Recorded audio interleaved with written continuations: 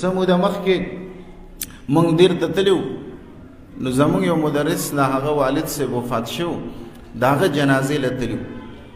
واپس چې راتلو په ګاډي کې یو ډرایور دی یو عام یو تبلیغي ملګری دی عالم نو ادرې علماء په دې ګاډي کې نو په دې ګاډي کې د صحت په موضوع باندې خبره شروع شوه نو تاسو خیال کړئ په یو مجلس کې په یو موضوع خبره شروع شي نو د هغې موضوع متعلق چې چا سره څه معلومات هر سړی بیا وایي نو هغه تبلیغي ملګری وایي چې دا زه کوم ډاکټر سره کار کوم ایو ډاکټر سره کار کوم زه کوم ډاکټر سره کار کوم نو دا خو به زه ویم چې دینداره دی ځکه 15 وخته مونځ کوي 15 وخته مونځ کوي خو د هغه د ظلمونو دا حال دی لږ د هغه ظلمونه وي هغه چې دا خبر وکړه نو چا چې ګاډي چلو ډرایور هغه وایي زما زوی د لیبارټرۍ والا سره کار کوي زما زوی لیبارټرۍ والا سره کار کوي او زوی مې راته وایي چې مونږ 90% ټیسټونه د سره کوو نه 80% ریزلټ لیکو نیګیټیو پازیټیو 80% لیکو هغه چې دا خبر وکړه نو زمونږ د مدرسې یو مدرس په دغه ګاډي کې مونږ سره ناستو هغه وایي زما بیبي د سور وزن هسپتال کې وه نو چا مې د هسپتال هغه عملۍ سره کاونټر والا سره تعارف کړو چې هلکه مولوي صاحب د خیال یې کوې وایي یو ورځ د اتوار روز وه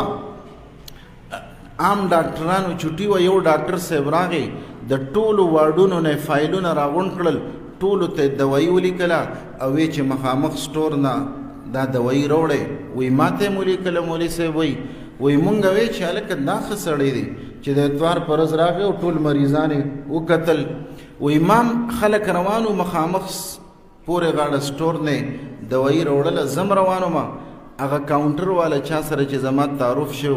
اما ته آواز کړی وایي مولوي صاحب دی خوا راشه وایي تا ته یې ولیکه وایي ما وایي چې او ما ته یې ولیکه ته راوړه دی خوا چې ویې کته نو اچټې وشلو او هغه ډسبین ټوکرې ته یې واچو ما ته وی چې مولوي صاحب هیڅ ضرورت نشته مه راوړه دا دوایي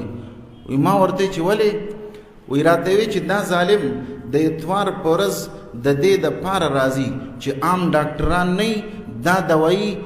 د مریضانو ته هیڅ بېسلي کي مخامخ سټور والا سره خبره ده اوس تاسو وایئ دته انسان ویلی شي د پیسو ضیا خوده ده یو دوایي چې چاته ضرورت نه او ته ورته لیکې نقصان به کوي که نه کوي مسلمانی خو ډېر لوی اعلی څیز دی د یو کافر نه هم د دې توقع نشي کولی ځکه ما د یو ډاکټر لیکچر اورېده هغه وایي هغه دوایي هغه ګولۍ چې مونږ عام طور د فایدې څیز ګڼو خو چې هغه مسلسل استعمالی